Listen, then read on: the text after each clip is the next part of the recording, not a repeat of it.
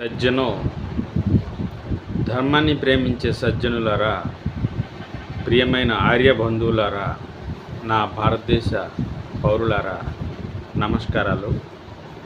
ఈరోజు కృష్ణ జన్మాష్టమి.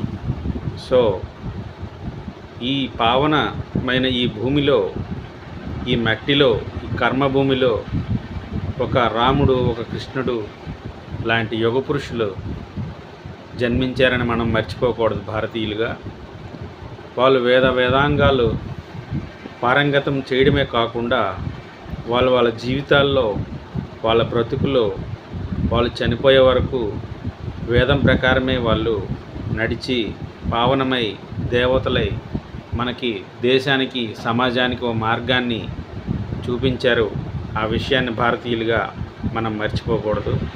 యుగాలు మారినా, తరాలు మారినా వాళ్ళ ప్రేరణ మనకి ఎప్పుడూ ఉండాలి. అలాగే వాళ్ళ తాలూకా కీర్తి, ఋషుల తాలూకా, వాళ్ళ గురువులైన ఋషుల తాలూకా మానవత్వం, ధార్మిక భావన, దేశభక్తి ఇవన్నీ మన దేశానికే కాకుండా ప్రపంచంలో ఉన్న అన్ని దేశాలకు కూడా మనం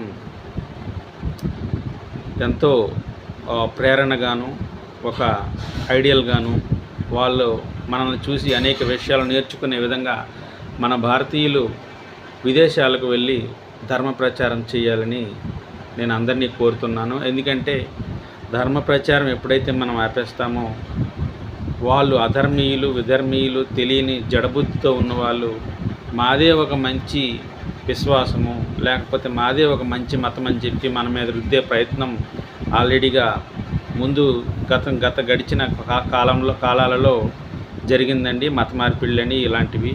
సో మనం ఇవన్నీ కూడా గమనించి మనం ధర్మ ప్రచారం అనేది చేయాలి. భారతదేశ ఔన్నత్యాన్ని మనలోనే కాక విదేశాలలో కూడా మనం ఇతర ఖండాల్లో ప్రయాణించి వాళ్ళందరికీ కూడా తెలియచేయాలి. ఇది చాలా క్లిష్టమైన విషయం.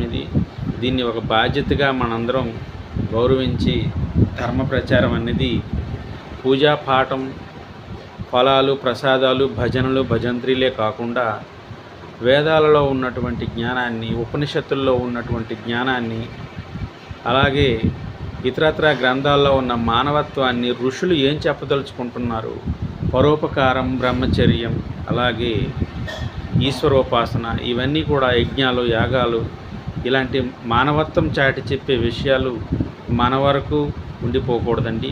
మన ఊర్లో ఉండిపోకూడదండి. మన దేశంతో పరిమితం చేయకూడదండి. ప్రపంచానికి మనం ఆదర్శంగా నిలబడాలంటే అందరూ ఇలాంటివి విశాలంగా ఆలోచిస్తే తప్ప సాధ్యపడవు. మనం ముందు మనసైచి ఏకం, కర్మణ్య ఏకం, అలాగే వచనస్య ఏకం అని అంటారు చూడండి, ఋషుల వాక్కు. ఇది మనం తూచా తప్పకుండా మనం వచనం, కర్మం ఈ 3 విధాలుగా మనం చేయాలండి. చేస్తే భారతదేశ ఖ్యాతి, కీర్తి మనం చాటి చెప్పేవాళ్ళుగా చరిత్రలో నిలిచిపోతామండి. ఇదేదో మాటలుగా చెప్తున్నాను కదా, చెప్పాల్సింది బోల్డ్ ఉందండి.